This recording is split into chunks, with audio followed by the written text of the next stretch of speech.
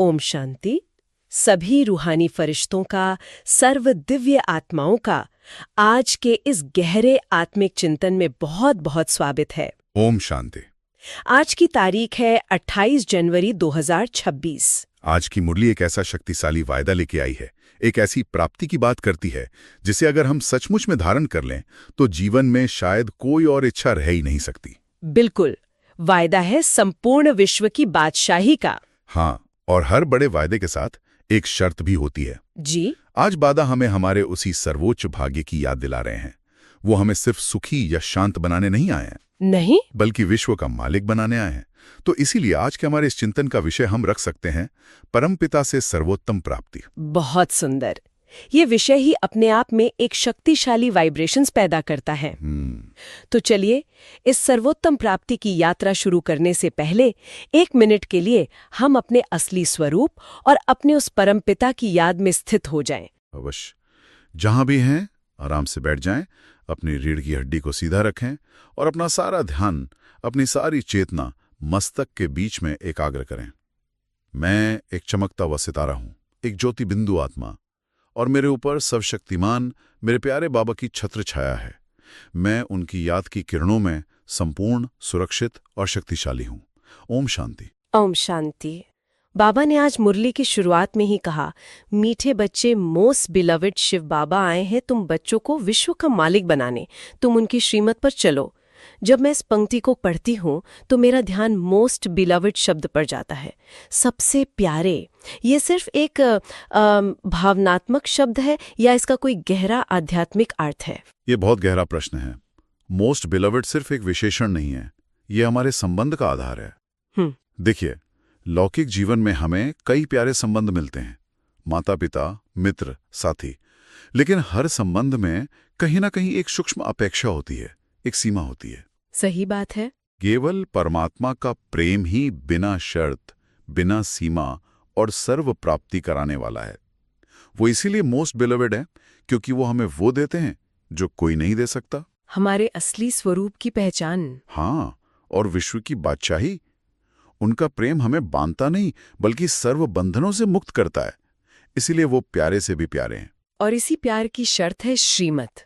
ये भी कोई ऐसी कठिन आज्ञा नहीं लगती, बल्कि एक दिशा निर्देश जैसा लगता है। बिल्कुल, श्रीमत का अर्थ ही है श्रेष्ठ मत। ये कोई बोझ नहीं है। नहीं, ये तो एक एलिवेटेड पाथवे है। जैसे कोई अनुभवी गाइड पहाड़ पर चढ़ने का सबसे सुरक्षित और सबसे सहज रास्ता बताता है, वैसे ही बाबा हमें इस मायावी दुनिया से पार होकर अपनी मंजिल तक पहुंचने की श्रेष्ठ विधि बताते हैं। उनकी हर श्रीमत हमारे फायदे के लिए है। जी, हमें हल्का रखने के लिए। इसी ज्ञान को आगे बढ़ाते हुए मुरली में एक बहुत ही मौलिक प्रश्न उठाया गया है, जो आज की दुनिया के सबसे बड़े आध्यात्मिक भ्रम को उजागर करता है। प्रश्न है, मनुष्य परमात्मा के बारे में कौन सी 2 बातें एक दूसरे से भिन्न बोलते हैं? ये एक ऐसा विरोधाभास है जिसमें लगभग पूरी भक्ति मार्ग की दुनिया फंसी हुई है। हाँ, बाबा इसका उत्तर बहुत स्पष्ट रूप से देते हैं। एक तरफ लोग कहते हैं कि परमात्मा अखंड ज्योति स्वरूप है, एक विशाल प्रकाश है जिसमें हम विलीन हो जाएंगे। और दूसरी तरफ कहते हैं कि वो नाम रूप से न्यारा है, उसका कोई नाम या रूप है ही नहीं। अब ये दोनों बातें तो एक साथ सच नहीं हो सकती। हो ही नहीं सकती। अगर वो ज्योति है तो ज्योति उसका रूप हुआ। हाँ, अगर वो अखंड है तो ये उसका वर्णन हुआ। और अगर वो नाम रूप से परे है तो फिर ज्योति स्वरूप कैसे हो सकता है? बिल्कुल, ये भ्रम पैदा हुआ देह अभिमान से। जब आत्मा स्वयं को शरीर समझने लगी तो उसने परमात्मा को भी अपने ही किसी विशाल रूप में कल्पना करना शुरू कर दिया। और इसी यथार्थ परिचय के अभाव में आत्मा शक्तिहीन होती गई, पतित बनती गई। क्योंकि जब हमें स्रोत का ही सही पता नहीं तो उससे शक्ति कैसे लेंगे? इसीलिए ज्ञान सागर पिता स्वयं आकर अपना सही परिचय देते हैं। क्या परिचय देते हैं? कि मैं तुम आत्माओं जैसा ही एक ज्योति बिंदु हूं, लेकिन मैं जन्म मरण के चक्र से परे हूं।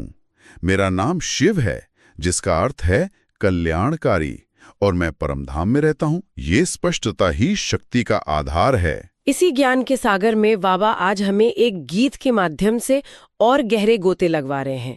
गीत के बोल हैं, मरना तेरी गली में, जीना तेरी गली में। ये सुनने में बहुत काव्यात्मक है, लेकिन इसका आध्यात्मिक मर्म क्या है? ये जीते जी मरने की कला का रहस्य है। जीते जी मरना। हाँ, ये उस मृत्यु की बात नहीं है जिससे दुनिया डरती है। ये देह अभिमान की मृत्यु है। तेरी गली में मरना मतलब बाबा की श्रीमत पर चलते हुए अपने पुराने स्वभाव संस्कारों को, पुरानी दुनिया की व्यर्थ बातों को और मैं यह शरीर हूं इस झूठी पहचान को कुर्बान कर देना। अच्छा। और जब हम इस पुराने मैं से मरते हैं तभी हमारा दिव्य अलौकिक जन्म होता है। इसीलिए बाबा कहते हैं कि इस जन्म की बधाइयां लौकिक माँ को नहीं बल्कि पारलौकिक बाप को दी जाती हैं, जी। क्योंकि वो हमें आत्मा के रूप में सच्चा जन्म देते हैं। ये जीते जी मरने का विचार अगर कोई इसे व्यवहारिक रूप से उपयोग करना चाहे, जैसे किसी संबंध में बहुत दुख है, तो वो कैसे कर सकता है? बहुत अच्छा सवाल है।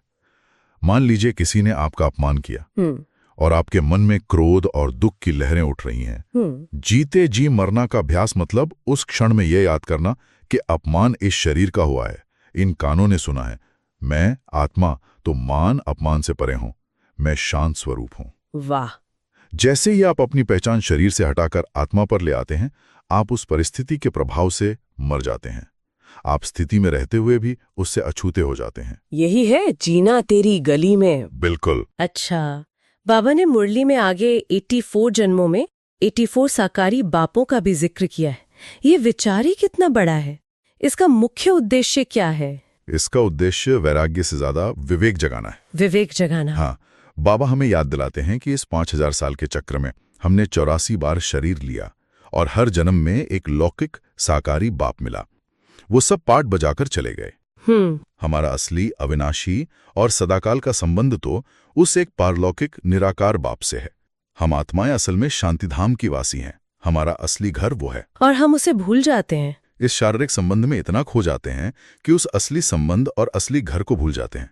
बाबा हमें हमारी पूरी यात्रा की कहानी सुनाकर ये स्मृति दिलाते हैं कि तुम सिर्फ इस एक जन्म के नहीं बल्कि 84 जन्मों के अनुभवी एक्टर हो। और इस यात्रा में हम श्रेष्ठ से साधारण कैसे बन गए, इसे समझाने के लिए बाबा ने सोने का बहुत सुंदर उदाहरण दिया है। हाँ, ये एक ऐसा उदाहरण है जो हर कोई समझ सकता है।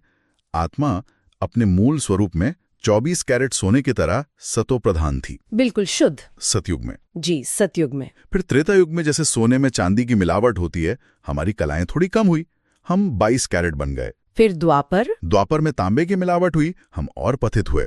और अब कलयुग यानी आयरन एज में आत्मा में इतनी मिलावट हो चुकी है कि वो लोहे की तरह काली और मूल्यहीन हो गई है। और इसे अब कोई गंगा स्नान शुद्ध नहीं कर सकता। नहीं, इसे फिर से 24 कैरेट बनाने के लिए ज्ञान योग के भट्टी चाहिए, जिसमें पतित पावन बाप आकर हमें तपाकर शुद्ध करते हैं। इसी पतित पावन बाप की महिमा मुरली में अनेक रूपों में गाई गई है।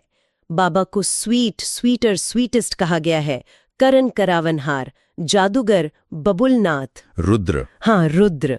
इन सभी शीर्षकों का क्या महत्व है? हर एक शीर्षक बाबा के एक विशेष कर्तव्य को उजागर करता है।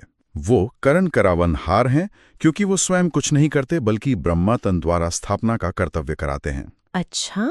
वो सबसे बड़े जादूगर हैं क्योंकि वो पत्थर बुद्धि मनुष्यों को पारस बुद्धि देवता और कंगाल को विश्व का राजकुमार बना देते हैं। ऐसा जादू कोई और नहीं कर सकता। कोई नहीं कर सकता।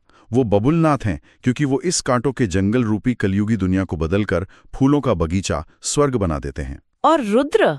वो रुद्र हैं क्योंकि उन्होंने ही इस अविनाशी रुद्र ज्ञान यज्ञ की रचना की है, जिसमें सारी पुरानी दुनिया स्वाहा होनी है। ये सारे टाइटल हमें याद दिलाते हैं कि हमारा पिता कितना सर्वशक्तिमान है। मुरली में संगम योग और महाभारत की लड़ाई का भी जिक्र है। इस पर बाबा क्या स्पष्टीकरण देते हैं? बाबा स्पष्ट करते हैं कि कलयुग के बाद सीधे सतयुग नहीं आ सकता। जैसे रात के बाद दिन आने से पहले एक सुबह का भोर का समय होता है। हाँ, एक संगम होता है। बिल्कुल। वैसे ही कलयुग के अंत और सतयुग के आदि के बीच का ये छोटा सा समय पुरुषोत्तम संगम युग है। इसी संगम पर परमात्मा यानी हाईएस्ट अथॉरिटी गॉडफादरली गवर्नमेंट आकर नरकवासियों को स्वर्गवासी बनाने का कार्य करती है। और इसी समय महाभारत लड़ाई भी सामने खड़ी है। जी, लेकिन ये कोई दो सेनाओं के बीच की हिंसक लड़ाई नहीं है। ये माया पर जीत पाने की लड़ाई है और साथ ही ये पुरानी दुनिया के संपूर्ण विनाश का भी सूचक है, जिसके बाद ही नई दुनिया की स्थापना होगी। एक बहुत ही दिलचस्प तुलना भी मुरली में की गई है। शिव बाबा और श्री कृष्ण में से ज्यादा प्यारा कौन? ये गहरा प्रश्न है। बिल्कुल।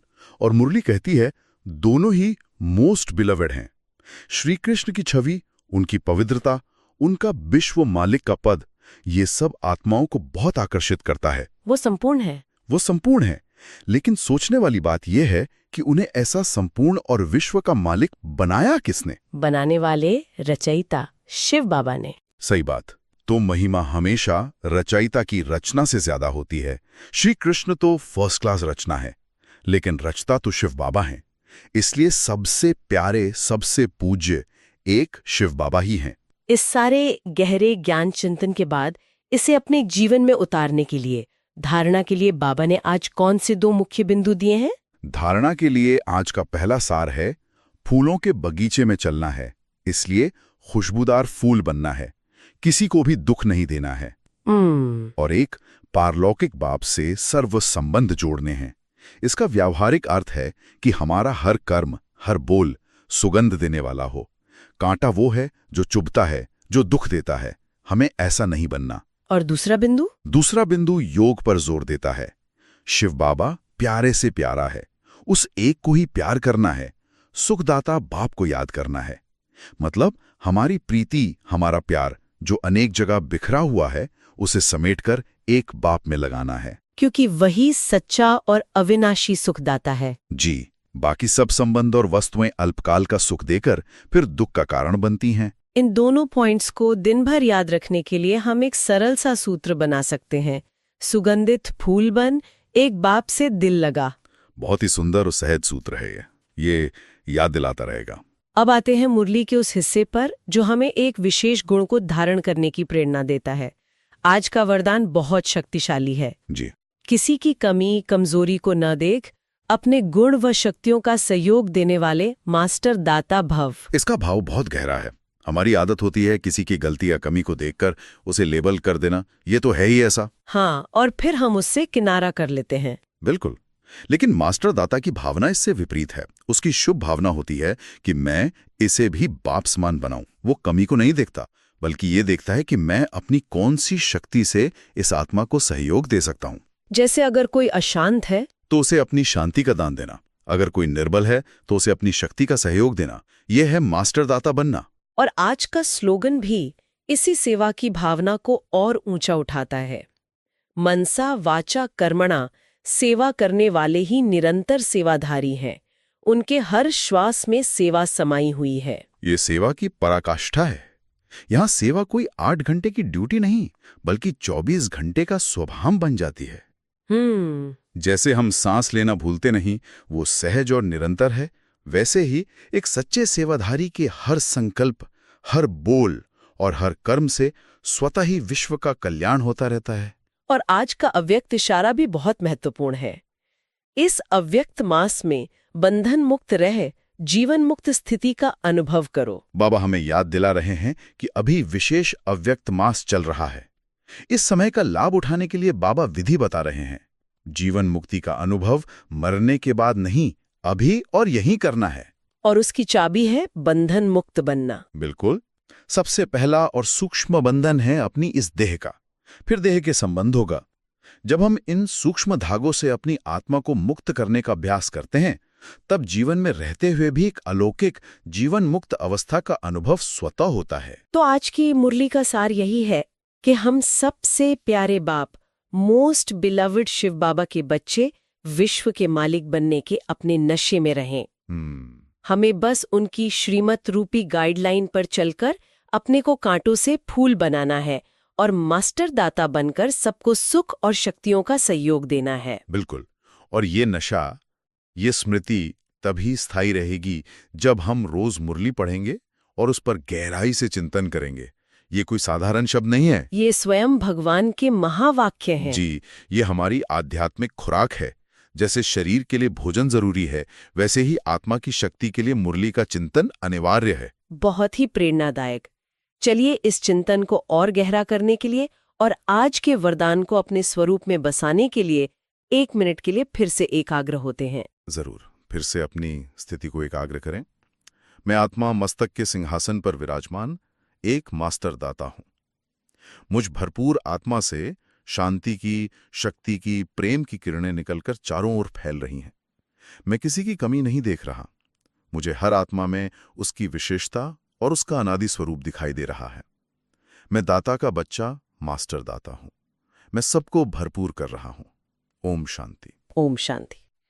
आज पूरे दिन इस ऊंची स्थिति का अभ्यास करने के लिए कुछ शक्तिशाली संकल्प हम साथ में रख सकते हैं। पहला, मैं विश्व का मालिक बनने वाली पद्मापदम भाग्यशाली आत्मा हूं। दूसरा, मैं अपने मोस्ट बिलवड बाबा की श्रीमत पर चलने वाला निश्चय बुद्धि बच्चा हूं। तीसरा, मैं कांटा नहीं, सबको सुख की खुशबू देने वाला रूहानी गुलाब का फूल हूं। और चौथा, मैं दाता का बच्चा, मास्टर दाता हूं। मेरी हर श्वास में सेवा समाई हुई है। और अंत में आज के चिंतन के लिए एक अभ्यास प्रश्न। मास्टर दाता बनने के लिए आज आप मनसा द्वारा यानी अपने मन के संकल्पों से किसी एक आत्मा को विशेष कौन सा सहयोग देंगे जिसे आप जानते हैं कि उसे उसकी जरूरत है। इस पर जरूर विचार करें और इसे करके देखें। अपने इस अनुभव को या चिंतन के किसी और बिंदु को आप नीचे कमेंट सेक्शन में भी लिख सकते हैं, ताकि आपके अनुभव से औरों को भी प्रेरणा मिले। अच्छा, मीठे मीठे से कीलते बच्चों प्रति माता पिता बाप दादा का याद, प्यार और गुड मॉर्निंग। रूहानी बाप की रूहानी बच्चों को नमस्ते। ओम शांति।